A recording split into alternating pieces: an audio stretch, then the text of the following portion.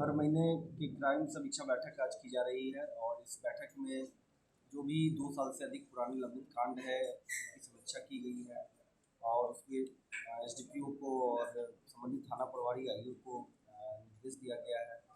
इसके अलावा कई महत्वपूर्ण पहलू हैं, जैसे कि महिलाओं के विरुद्ध जो अपराध होते हैं, पॉक्सो से संबंधित जो केस होते हैं उसको 60 दिन के अंदर उसका डिस्पोजल करना है और उसकी पेंडिंग की स्थिति। इसके अलावा लूट कांड में, डकैती में आ, कांड को कई सारे कांड हैं जिसमें कि 2023 की भी पेंडिंग है, उसमें क्यों इतना डिले हो रहा है उसकी भी समीक्षा की गई है। इसके अलावा जो मादक पदार्थ से संबंधित होते हैं, एनडीपीएस से संबंधित कांड होते हैं, कई कांड पेंडिंग है, उसका डिस्पोजल कैसे करना है। उसमें एनडीपीएस में हमेशा ये देखा जाता है कि हम लोग ट्रक ड्राइवर को या गाड़ी मालिक गाड़ी को पकड़ लेते हैं, लेकिन उसकी जो बैकवर्ड फॉरवर्ड लिंकेज जो होती है, कौन लोग शामिल है, वह कहाँ सप्लाई किया जाना है, उस पर हम लोग उसको ध्यान नहीं देते हैं। तो उस पर भी उसकी भी समीक्षा की गई है, उसके संबंध में भी बताया गया है।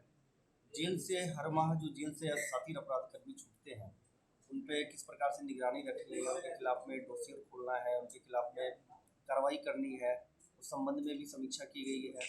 इसके अलावा जो हिट एंड रन के मामले होते हैं, जो एक्सीडेंट्स होते हैं, उस एक्सीडेंट्स में जो विक्टिम जो है उनके परिवार को जो मुआवजा मिला है कि नहीं, उसके जो प्रोसीजर्स है उसके संबंध में भी बताया गया है।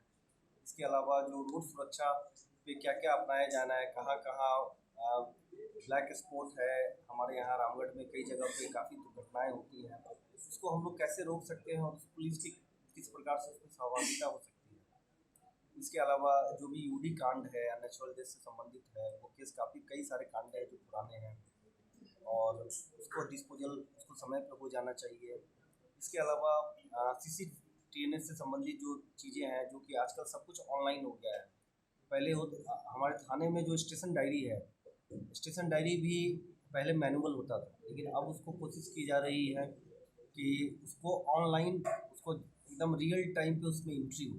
अभी कोई घटना, अगर कोई हमारे थाने से गश्ती के लिए निकलता है, अगर हमारे थाने में कोई रिपोर्ट लिखाने के लिए आता है, कोई FIR होता है, तो एकदम रियल टाइम में उसकी एंट्री उसमें हो जानी चाहिए, जिससे जो पुलिस पे आरोप लगते रहे हैं वो आरोप से भी बचा जा सकता है। इसके अलावा हमारे ऑनरेबल DGP सर का हमेशा से ये रहा है कि थाने में जो व्यक्ति आते हैं उस व्यक्ति के साथ अच्छा से व्यवहार हो, उसकी बात को सुना जाए और उस अंतिम व्यक्ति तक हमारा न्याय, हमारी पुलिस की जो हम लोग जाके उसकी बातों को सुने, उसको जाके उसके मामलों में हम लोग सजग हो और संवेदनशील हो, उस पर भी बारीकी रूप से इनको बताया गया है। इसके अलावा थाने में जो कुछ इंफ्रास्ट्रक्चर है उसमें कुछ कमियां हैं, उसको भी किस प्रकार से हम लोग दूर कर सकते हैं। इसके अलावा रामगढ़ रांची से सटा हुआ जो हमारा जिला है, जिसमें VIP मूवमेंट्स बहुत होते हैं, उनको किस प्रकार से उनकी सुरक्षा हो, उनको स्पॉट दिया जाए। इसके अलावा कई सारे ऐसे पेटी नेचर के केसेज हैं और ख़ासकर पिछले 3-4 महीने में यहाँ गृहयुद्ध की घटनाएं, वाहन चोरी की घटनाएं भी हुई हैं। छिनतई के कई सारे बैंक से हैं और मार्केट में भी महिलाओं के साथ में छिनतई के मामले भी आए हैं। उसमें कौन सा ग्रुप शामिल है, उन पर क्या किस प्रकार से नकेल कसा जाए, उनको कैसे डिटेक्ट किया जाए। और उसके अलावा हमारा ये रामगढ़ क्षेत्र है, कई यहाँ पे गैंगस्टर के ग्रुप भी है जो कि सक्रिय हैं, उन पर उनको किस प्रकार से उन पर अंकुश लगाया जाए।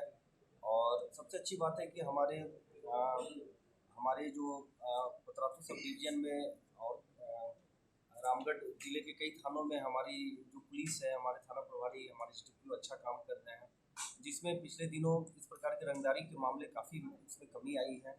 और जो मेन ग्रुप है उसके बहुत सारे साथी अपराध कर्मियों को हम लोगों ने पकड़कर जेल भेजा है।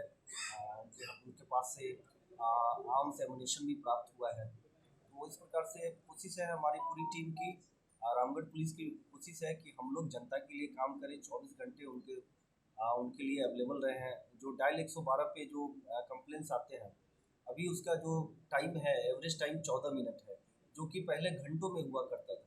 लेकिन 14 मिनट में पुलिस के पास अगर कोई मामला आ जाता है हमारे कंट्रोल रूम में, 14 मिनट के अंदर ही पुलिस उसके पास पहुंच के उसको सहायता पहुंचाती है और उनके समस्या का निराकरण करती है।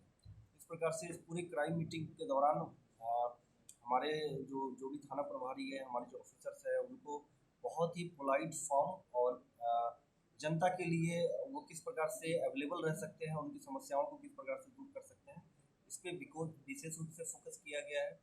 जो क्राइम है, क्राइम को कैसे कंट्रोल कर सकते हैं और विधि व्यवस्था को कैसे संधारण कर सकते हैं। आने वाले समय में मुहर्रम का भी फेस्टिवल होना है, अभी कई सारे फेस्टिवल भी गुजरे हैं जो रामगढ़ में काफ़ी शांतिपूर्ण हुआ है। तो आगे भी कोशिश है कि यहाँ भी कोई ऐसे सांप्रदायिक मामले नहीं आए। अगर कुछ मामले इस प्रकार से कोई फैलाने की कोशिश करता है सोशल मीडिया पर अनवांटेड और कोई पोस्ट डालता है तो उस पर भी कड़ी कार्रवाई करने का निर्देश दिया है।